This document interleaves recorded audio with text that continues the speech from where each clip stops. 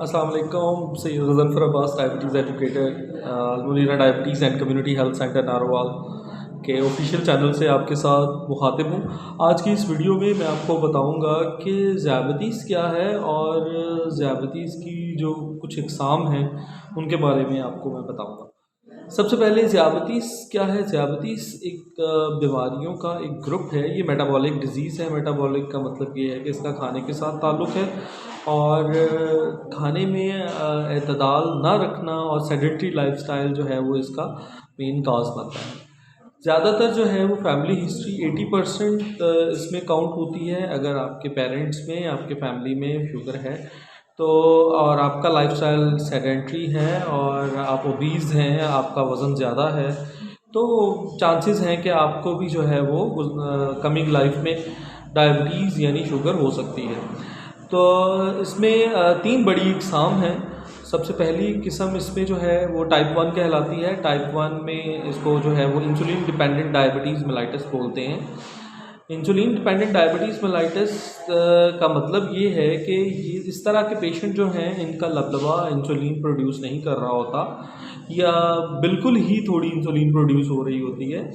ये आम रूटीन में बच्चों में होती है, लेकिन अब क्लिनिकल साइड पे अगर देखा जाए तो मैंने अपने पिछले 14 साल में बहुत से ऐसे पेशेंट देखे हैं जिनको लेट ऑनसेट भी होता है, जैसे कि 29-30 साल से तक जो है ना वो ये जा चुका है। तो इन लोगों को भी जो है वो इंसुलिन डेफिशिएंसी की वजह से टाइप 1 हो सकती है।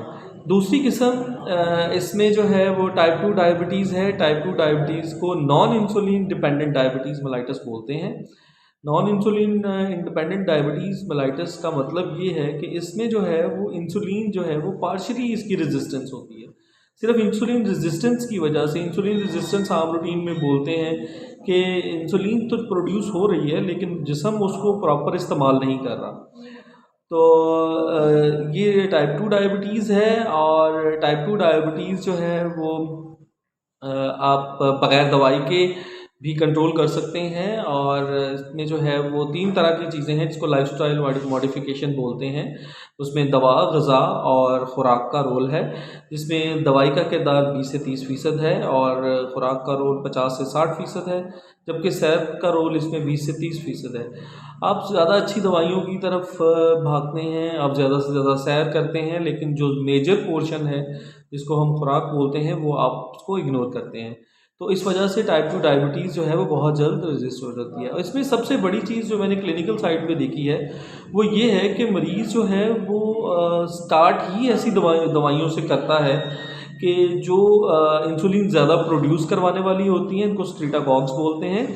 तो इस तरह की जो दवाइयाँ हैं जैसे ग्लिमिप्राइड है, जैसे और 1-2 मेडिसिन है, लेकिन ग्लिमिप्राइड हमारे पंजाब में तो बेतहाशा जो है वो फर्स्ट चॉइस जो है ना वो इसको समझा जाता है, क्योंकि इससे ये है कि फौरी तौर पे शुगर कंट्रोल हो जाती है और हम ये समझते हैं कि शुगर कंट्रोल हो गई है। सबसे पहले तो इसको ये नहीं देखना चाहिए कि नंबर्स कम हो रहे हैं, यानी कि शुगर जो है वो 400 थी तो अब जो है ना मैंने वो टैबलेट खाई है तो शुगर जो है ना वो 200 पे या 250 पे या 150 पे आ गई है। तो इसका मतलब ये हरगिज़ नहीं है कि आपकी शुगर कंट्रोल है। शुगर कंट्रोल होने का मकसद ये है कि आपका जिस्म भी जो है वो शुगर को इसी तरह से जो है वो रिस्पॉन्ड करे जिस तरह से एक नॉर्मल बॉडी करती है।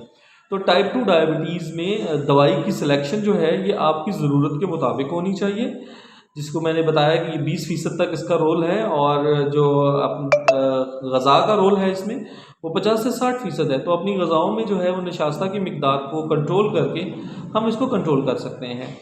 तीसरी इसमें जो है ना वो शुगर की जो किस्म है उसको गेस्टेशनल डायबिटीज़ बोलते हैं। ये दौरान हमल होने वाली शुगर है और दौरान हमल अगर जो है वो आपको इंसुलिन लगानी पड़ती है या आपकी जो शुगर लेवल जो है वो नॉर्मल लेवल से ज़्यादा रहती है, तो उस दौरान होने वाली शुगर को गेस्टेशनल डायबिटीज़ बोलते हैं। ये इस किस्म की शुगर की जो किस्म है ये बहुत जल्द जो है वो टाइप 2 में कन्वर्ट हो सकती है, लेकिन अगर इसको कंट्रोल कर लिया जाए और प्रॉपर जो है वो इसके लिए मैनेजमेंट की जाए तो ये टाइप 2 डायबिटीज़ में कन्वर्ट नहीं होती, यानी कि आपको शुगर नहीं होती। वो सिर्फ उसी वक्त होती है जब दौरान हमल आपको शुगर का मसला होता है।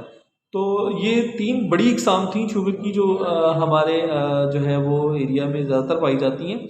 तो इसमें एक और कंडीशन है जिसको प्री डायबिटिक बोलते हैं। प्री डायबिटिक का मतलब है कि अभी उनको शुगर हुई नहीं है लेकिन वो नॉर्मल भी नहीं है।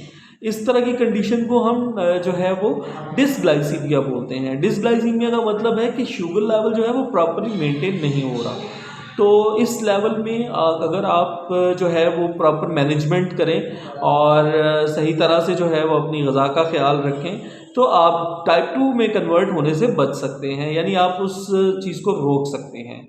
बहुत शुक्रिया। इंशाल्लाह अगली वीडियो में हम आपको शुगर की कॉम्प्लिकेशंस के बारे में, यानी कि जो शुगर की वजह से पैदा होने वाली मुख्तलिफ़ बीमारियां हैं उसके बारे में आगाही देंगे। अस्सलाम वालेकुम।